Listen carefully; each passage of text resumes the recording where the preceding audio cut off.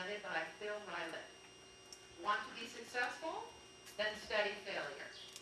Our great admiration for the successful makes us believe we can learn much from them. Unfortunately, a flaw in how we think, called the survivorship bias, makes us disregard their failures. Phil is going to reveal to us the consequences of ignoring this bias. Born in England, Phil earned a degree in pharmacology from the University of Leeds. After a disillusioning few years working for the pharmaceutical industry, he returned to school and earned a nursing degree. He moved to California, and after a disillusioning stint working for the U.S. healthcare system, he returned to school and came out a computer programmer, never to be disillusioned again. Phil finished his working career developing a breast and cervical cancer screening program for uninsured women in California. Please welcome Phil.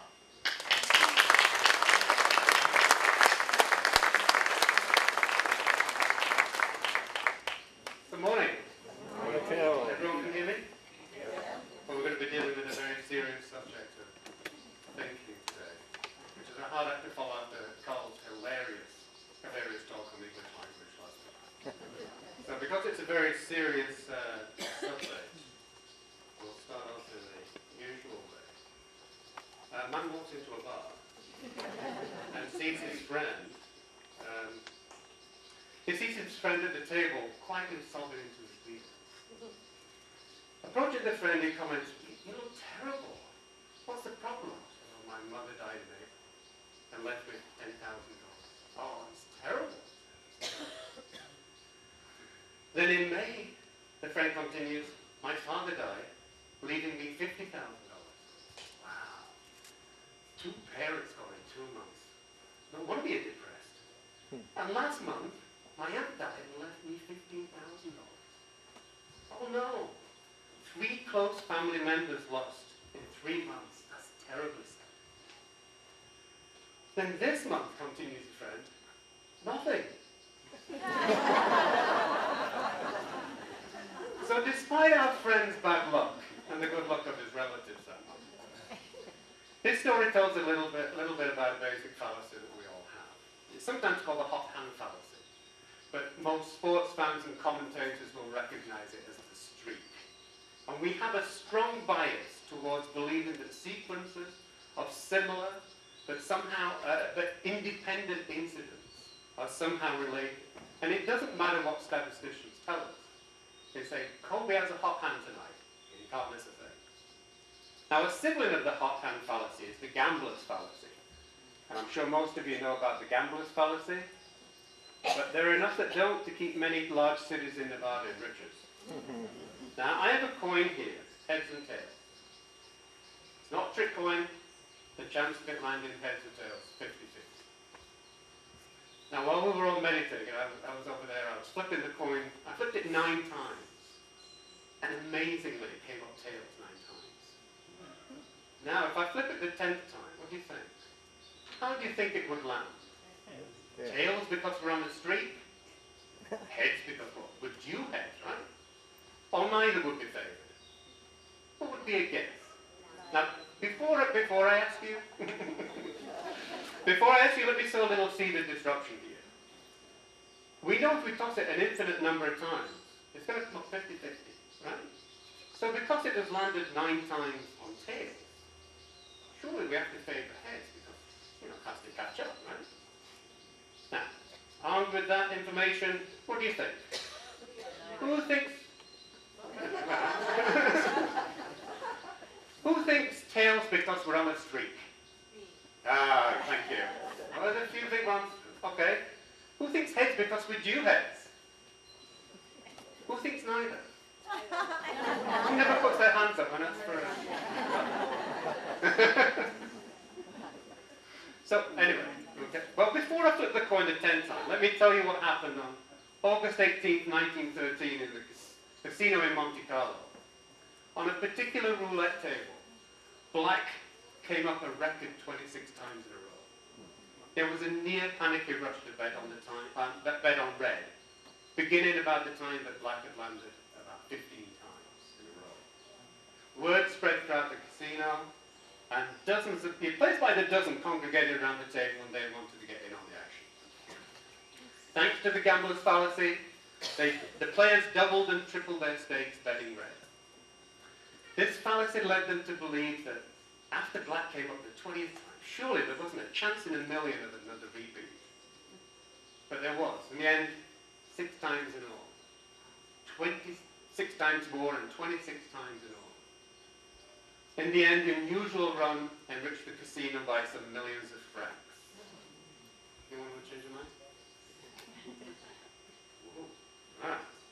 Now, if you said there was a greater than 50-50 chance that either heads would come up or tails would come up, then I could probably arrange to get you free hotel rooms in Vegas because the casinos love you. They love the little old lady sitting at the slot machine, just feeding the quarters. And because the machine hasn't paid out for so long, she feels it's due. And she needs to go to the bathroom. And she sees you, she looks at you, and this little gal's always got a cigarette hanging out of her mouth, and her voice betrays a lifetime of smoking in the casinos. She says, "Just that machine, Sonny, and you're dead." She doesn't want you stealing the lot that is due to her. Every flip of the coin has the same 50-50 chance of landing on tails or heads. Even after the unlikely event, it lands tails 99 times or 999 times. The coin does not remember or keep tally of past results. Now, you know about the bias, right now? Will you use it? Chances are no. The problem is that our thinking is so ingrained that knowledge of it doesn't override it. The good news is that the fallacy, good news for us, the fallacy diminishes with age. Experience eventually teaches us that it's not luck that makes the casino owners rich. The casino owners know how the game works. It's just punters only think we do. But so what? A fool and his money will soon be parted in Vegas, right? With or without the fallacy. What you usually take to Vegas usually stays in Vegas. But there are other fallacies of thinking. Other defects in thinking that we are not aware and can have life or death consequences. And one is the fallacy of survivorship, the survivorship bias. And this fallacy was on display not too long ago in a local presentation about a woman who had survived breast cancer. It's a very compelling bias in our thinking, and its consequences can be deadly. And you do it without thinking. Well, without thinking twice. Now, to illustrate this bias, I want to take you back to New York City, 1941. An apartment a dozen blocks west of Harlem. There are people walking by the apartment. An apartment had no idea that 4 stories above them, there was the most important work in applied mathematics. It was tilting the scales of global conflict. The secret agents of the United States Armed Forces, arithmetical soldiers, engaged in statistical combat. No, but people today know that in that apartment overlooking Morningside Heights, one of those soldiers once effortlessly prevented the United States military from doing something incredibly stupid. Something so stupid that it could have changed the flights and outfinding capitals around the world had it not been caught. Something we do every day. Now, the official name for the people inside the apartment was the Statistical Research Group.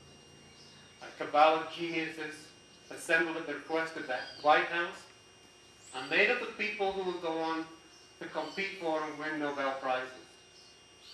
The research group was an extension of Columbia University, and they dealt mainly with statistical analysis. And the group was created because the United States was having problems. They needed help with surging technology that just maps and binoculars could not solve. And the devotion of the mathematical soldiers grew stronger as the war grew bloodier.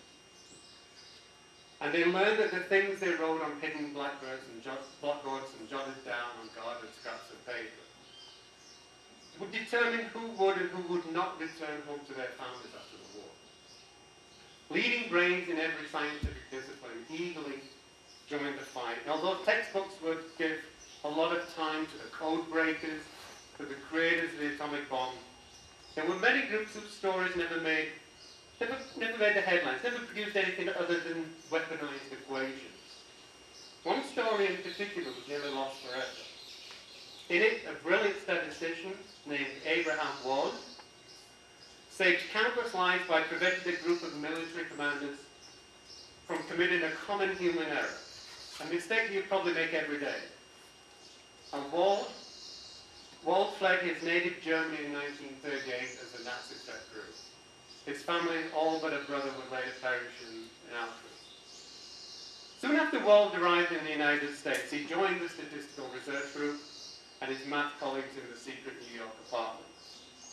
His group looked for patterns and applied statistics to problems that was so unwieldy that commanders could not get their arms around. They turned the geometry of air combat into graphs and charts, and they plotted the success of bomb sites and various tactics. And as the war progressed, their efforts became focused on one of the most pressing problems of the war: keeping airplanes in the sky. In some years in World War II, the chances of a member of a bomber crew making it through his tour of duty is about the same as flipping the coin and calling heads. As a member of a World War II bomber crew, you flew for hours over a nation that was hoping to kill you while you were suspended in air, huge, visible from afar, and vulnerable from every way, above and below, while shrapnel and bullets tried to penetrate you. You knew that your luck would eventually run out. Any advantage the mathematicians could provide, even a very small one, would make a big difference day after day, mission after mission. How, the Air Force asked, could they improve the odds of the bomber making it home? Military engineers explained to the statisticians that they already knew the Allied bombers needed more armor, but the ground crews couldn't just cover the planes like tanks, not if they still wanted the airplanes to take off. So the operational commanders asked for help figuring out the best places to add what little armor, little protection they could.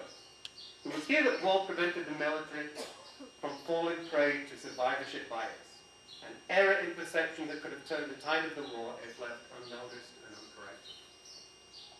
The military looked at the bombers that returned, and they recorded where those planes had taken the most damage.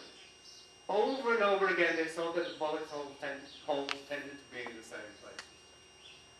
Around the tail, along the wings, down the center of the body. Wings, body, tail color. Considering this information, where would you put the armor? Naturally, the commanders wanted to put the thicker armor where they could clearly see the most damage, where the holes clustered. But Wald said no, that would be precisely the wrong decision. Putting the armor there wouldn't improve their chances at all. The mistake that Wald saw instantly was that the hole showed where the planes were the strongest. The hole showed where a bomber could be shot and still survive the flight home. It was the planes that weren't there, the ones that didn't return, that needed extra protection. And they needed it in places where the surviving planes did not. The holes in the surviving planes actually revealed the locations that needed the least additional armor. Look at where the survivors are unharmed, Wald said. And that is where they are most vulnerable. That's where the planes that didn't make it back were hit. Look at where there are no bullet holes. Obviously on the surviving planes there were no bullet holes around the cockpit, around the engines, around the fuel tanks, and the ones that didn't return, well, we don't know. But we know they didn't return for a reason. And we assume that reason is important. Now, taking survivorship bias into account, Wald went ahead and worked out how much damage each individual part of the plane could take before being shot down. And through a tangle of complicated equations, he worked out the chances, he showed the commanders how likely it was that the average plane would get shot in those places and still make it home, depending on the resistance it faced. And those calculations are still in use today. The military had the best data available, yet the top commanders still failed to see the flaws in their logic. These planes would have been armored in vain had it not been for the intervention of someone who was trained to spot human error. Now, questions should be formed in the front party of raised. If the top brass of the United States Armed Forces could make such a simple and dumb mistake, while focused on avoiding simple and dumb mistakes, my apologies to anyone who worked in the Armed Forces, does that mean survivorship bias is likely bungling many of your own decisions there today? Well, the answer is of course yes. All the time. Simply put, survivorship bias is your tendency to focus on survivors over what we would call a non-survivor, depending on the situation. Sometimes that means you tend to focus on the living instead of the dead, on the winners instead of the losers, on the successes instead of the failures. In Wall's problem, the military focused on the planes that made it home and almost made a terrible decision because they ignored the ones that got shot down. It's easy to do. After any process that leaves behind survivors, the non-survivors are often destroyed or muted or removed from view. If failures become invisible, then naturally you'll pay more attention to successes. Not only do you fail to recognize what is missing that might have held important information, you fail to recognize that there is any missing information at all. Survivorship bias pulls you towards the best-selling diet gurus, the celebrity CEOs, and the superstar athletes. It's an unavoidable tip. The desire to deconstruct success like some magpie just pulling out a shimmering bit. You look to the successful for clues about the hidden, about how to better live your life, about how you too can survive similar forces against which you too struggle. Colleges and conferences prefer speakers who shine as examples of people who have struggled against adversity, against the odds and winning. The problem here is that you rarely take away from these inspirational speakers advice on what not to do, on what you should avoid. And that's because they don't know. Information like that is lost along with the people who don't make it out of that situation, or who don't make it on the cover of business magazines. People who don't get invited to speak at inaugurations, graduations, and commencements. The actors who travel from Louisiana to LA with stars in their eyes, only to return to Louisiana disillusioned 2 or 3 years later, don't get to sit next to James Lipton and talk about and watch clips of their Oscar-winning performances as acting students eagerly gobble up their crumbs of wisdom. In short, the advice business is a monopoly run by survivors. As the psychologist Daniel Kahneman says in his book, Thinking Fast and Slow, a stupid decision that works out well becomes a brilliant decision in hindsight. The things a great company like Microsoft, Google, Apple did right, like the planes with the bullet holes in the wings and the fuselage, the companies that burned all the way to the ground after taking massive damage, paid for a moment. Before you emulate the history of a famous company, you should imagine going back to a time when the company was just getting by and ask yourself, was the outcome of any of their decisions predictable? If not, then you are probably seeing patterns in hindsight where there was only chaos in the moment. If you group together successes and look for what makes them similar, the only real answer will be luck.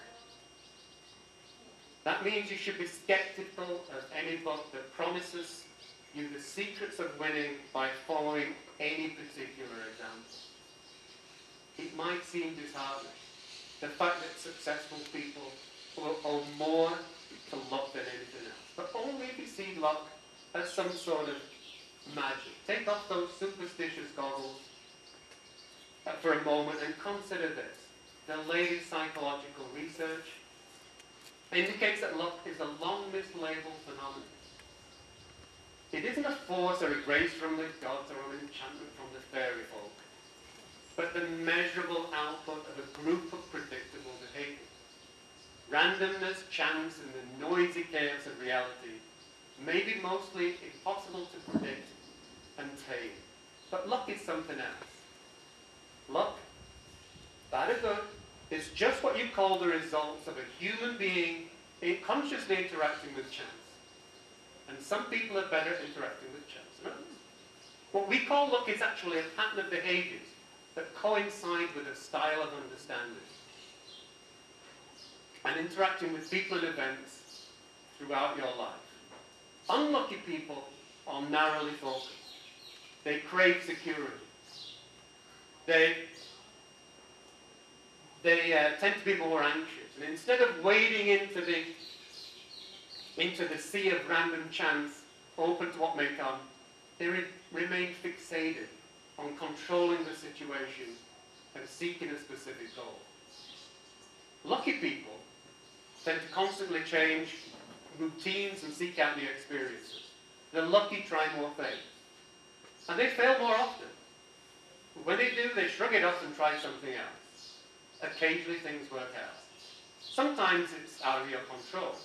On my last job, we had a pile of applications, job applications. And it was a really large pile. I jokingly said we should divide the pile in half and throw half of them away. My rationale being that way we get rid of the unlucky ones. Of course we did.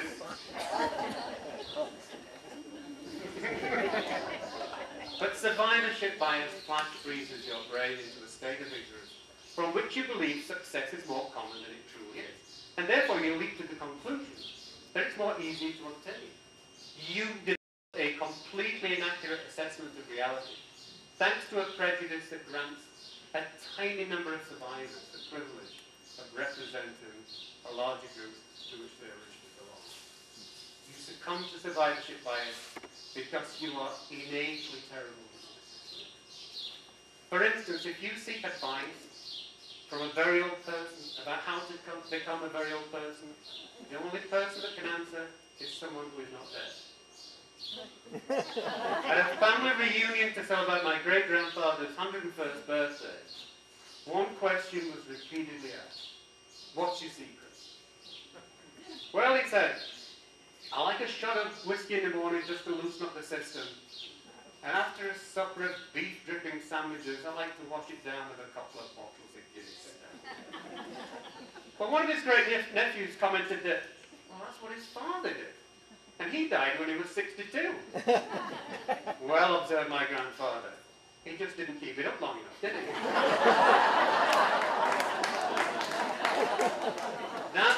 That's why it's difficult to furrow your brow and wonder why you keep paying for that gym membership. When Willard Scott showcases a 110-year-old Ellie Mae from Tennessee, who swears the longevity is a daily regimen of cigarillos, cheese sticks, and wild turkey cut with maple syrup and Robitussin. You miss that people like her represent a very small number of the living. They're on the thin end of the bell curve. There's a much larger pool of people who basically drank bacon grease for breakfast and never lived long enough to appear on television. Most people can't have bourbon and drink gravy for a lifetime and expect to become an octogenarian. But the unusually lucky handful who can tend to stand out because precisely they are alive and talking. Now remember the coin toss earlier. The mentalist Darren Brown once predicted he could flip a coin 10 times and have that coin come out tail 10 times in a row. And then he dazzled the UK audiences on his TV show by doing exactly that. He flipped a coin into a ball. There was just one cutaway shot for player, and sure enough, he got tails 10 times in a row. So how did he do it? Well, he filmed himself flipping coins for 9 hours until he got the results he wanted. He then edited out all the failures and just presented a single success. An advertisement for weight loss products and fitness regimens operate just like Darren Brown's magic trick, by hiding the failures and letting your survivorship bias do the rest. The people who use the diet as a product or the pill, and it doesn't work, they don't get trotted out for photo shoots. Only the successful. Failure to look for what is missing is a common shortcoming. Not just within yourself, but also in the institutions that surround you. I once worked for a company who wanted to find out about dissatisfied employees, dissatisfaction on the job. They were looking to boost staff morale. So they gave a survey. When they performed their survey about job satisfaction, the only people who could fill out that survey are the people who still work at the company. Well, I'm not sure that every employee is blissfully happy. Everyone who might have quit out of dissatisfaction is no longer there to explain why. Such data mining fails to capture the only thing it is designed to measure. And unless management realizes this, everything continues to look peachy on paper. If you spend your life only learning from survivors, buying books about successful people, poring over the history of companies that shook the world, your knowledge of the world will be strongly biased and enormously incomplete. As best I can tell, here's the trick. When looking for advice, you should look for what not to do. For what is missing. But don't expect to find it in the quotes in the biographical records of people whose signals just rose above the noise. They may not know, have no idea how they were successful. They may just have looked down. What you can't see, what they can't see, is that the successful tend to make it more probable that unlikely events will happen to them, while trying to steer themselves into the positive side of randomness. They stick with it. They remain open to better opportunities that may require abandoning their current paths. And that's something you can start doing right now, without reading a single self-help proverb, maxim, or aphorism. And keep in mind, those who fail rarely get paid to give advice on how not to fail, which is too bad. Because despite how it may seem, success boils down to serially avoiding catastrophic failure while routinely absorbing manageable damage. Remember the play. Okay? Serially avoiding catastrophic damage, catastrophic failure, while routinely absorbing manageable damage. Okay? In 1978, Alan Wallace, director of that statistical research group, said of his team, this was the most amazing group of statisticians ever organized. The bomber story, the bomber problem for them was just a side story. A funny anecdote that only surfaced when they started, in the 1980s, when they started to reminisce full time. When you think of how fascinating the story is, it makes you wonder about the stories we'll never hear. Because they never made it out of the war and into a journal or a magazine or a book. And that's true of so much of what is important in life. All we know of the past passes through a million filters. And a great deal is never recorded or is tossed aside to make room for something that is more interesting and more beautiful and more audacious. All we learn from history reaches us from the stories that, for whatever reason, survive. And this was my concern over the breast cancer survival presentation. A young woman had survived breast cancer. Great news, right? Her advice on successfully beating cancer was to follow an unusual and improved regimen of alternative treatments. In listening to her, what we didn't do is look at the planes that didn't come back, the women who didn't survive. What did they have to tell us? Well, breast cancer has a relatively high spontaneous regression rate. Some studies put it as high as 20%. This means that people diagnosed with breast cancer who did nothing, received no treatment, no surgery, no radiation, no chemotherapy, will survive the disease at 5 years, or will have died of something else, but the cancer will not have killed them. Of course, that means that 80% did die of cancer. They were dead at 5 years. Now, the latest figures for treatment of breast cancer in the US, well, that 90% of women with breast cancer were conventionally treated, will still be alive 5 years after diagnosis. And many will be alive decades after treatment. In the US, there are 3 million women living with breast cancer.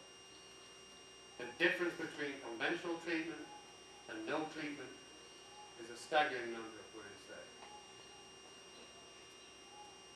And if you treat early stage breast cancer, the likelihood of survival is about 100%.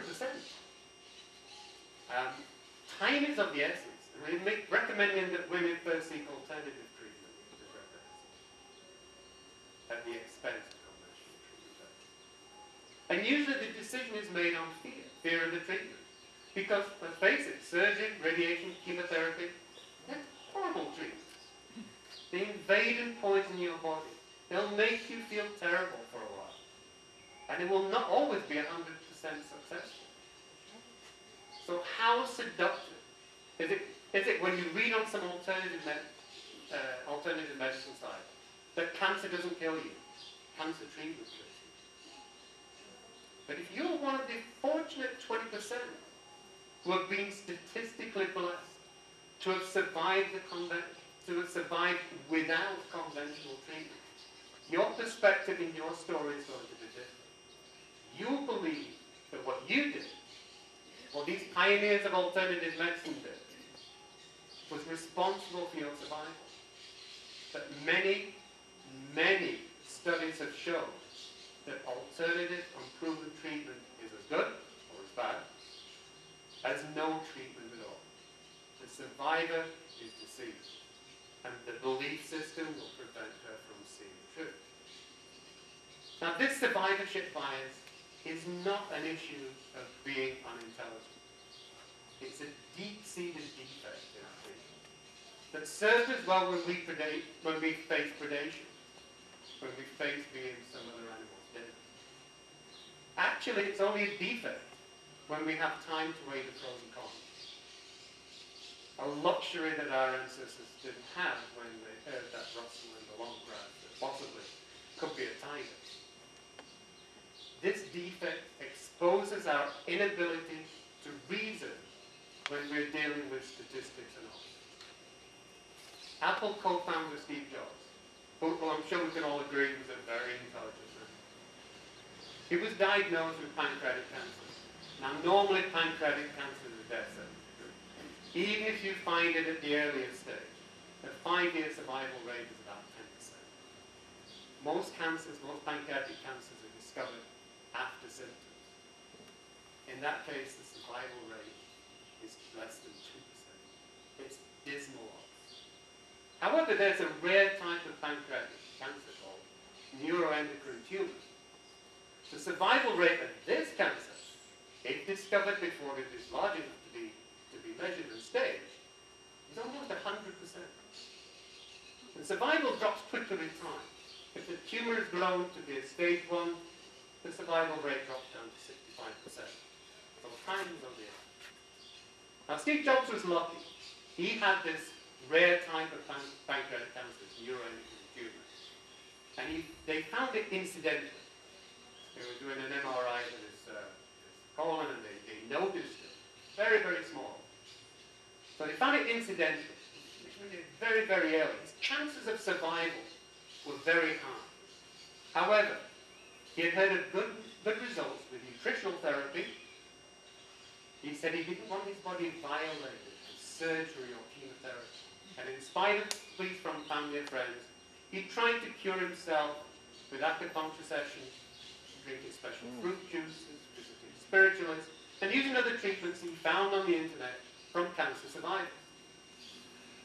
After 9 months, the tumour had spread and his prognosis was grim. He changed his mind. And despite throwing every resource he had at the problem, he sequenced his DNA to get targeted therapy. He had a liver transplant, but it was too late. His cancer had spread and he died too young, unnecessarily too young. So don't wait too long to think twice. Recognize that your first thought is sometimes driven by an instinct that no longer serves us well. You cannot change it. It is built in. But you can learn to recognize it. Look at what your first thought didn't tell you. Don't think again. Thank you.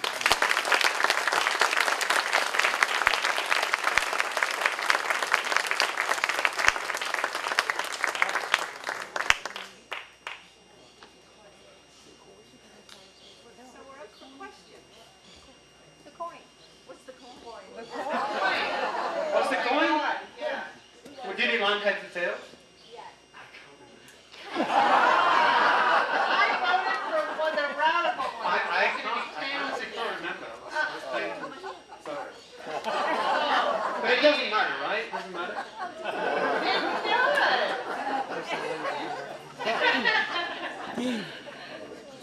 Do you have somebody here, right here in the back? Question. Questions more than comments, por favor. Thank you, Phil. I wondered, as you were talking, could you apply what you said about thinking twice to political decisions in voting, for instance? Okay. I'm sure you can. I'm sure that, you look at what they don't say.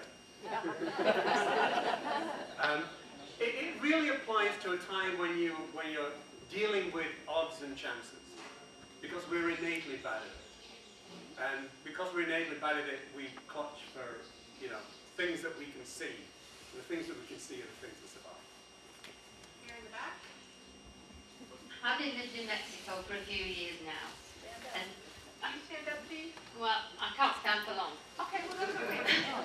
Having lived in Mexico for a fair while now, and seen many businesses come and go, seems to be acceptable that you can try a business and fail. Do you think it's because the Mexicans believe in God or in luck? I don't know. I'm not Mexican. No, if you open a restaurant and you try and it becomes successful, and you go back and you say, what was the reason? You may have a good chef. I mean, there may be good reasons why it's successful. But quite often, it's just luck. You just open at the right time, the right place, and you look back and you think, well, that was a great decision I made.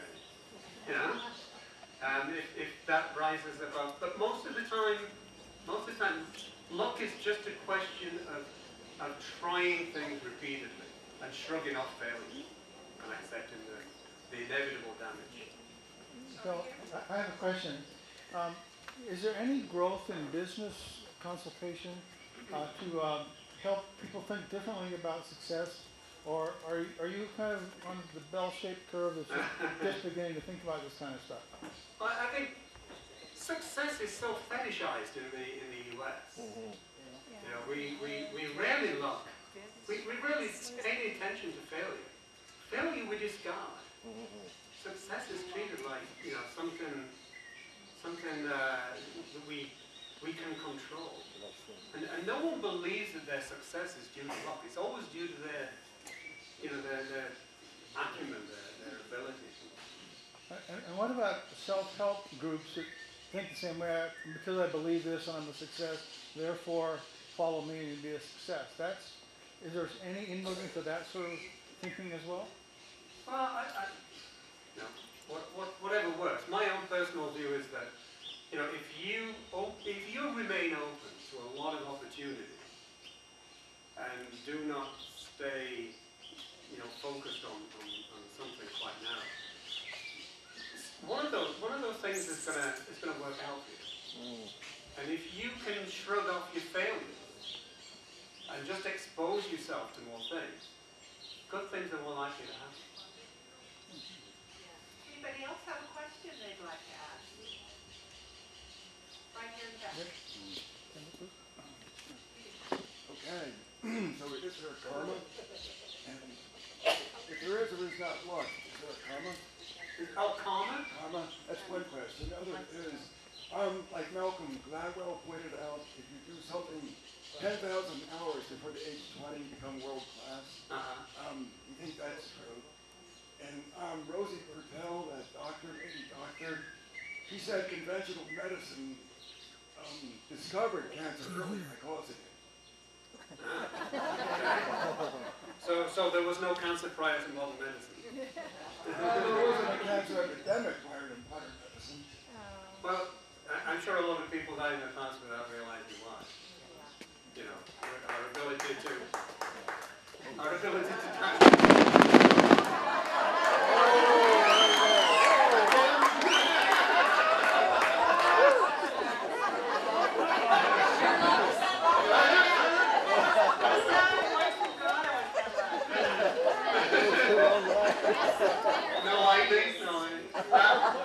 I think we really, the epidemic of any disease is quite often that we can now discover the cause and find out, what is killing us. Before we had a generic term for why people died. They didn't really know. Cancer's been a long-standing disease. I think it's caused it. However, I will admit that, biopsies have been shown to raise the incidence of an encapsulated tumor spreading. So that's, I'm not, it does happen. But what you need to, because we're so innately bad at understanding odds and statistics, you can't take the anecdotal story. You cannot take the, I survived because I did this. But if you take a group of people and study them, and there have been many, many studies that have been shown that if you do nothing or go with alternative treatments, then your rate of survival is much, much less than if you go with conventional treatment. I would advocate anyone who finds a suspicious lump, seek conventional treatment. Go and have your, your coffee enemas or whatever, whatever your alternative, whatever, but only as complementary treatment, not as a substitute. Yeah. What about karma? What about the 10,000? Karma, I have no idea. I have no idea. How did I deserve to be here? I think karma is just people's tendency to expose themselves to more things. I don't know. Okay, thank you, everybody.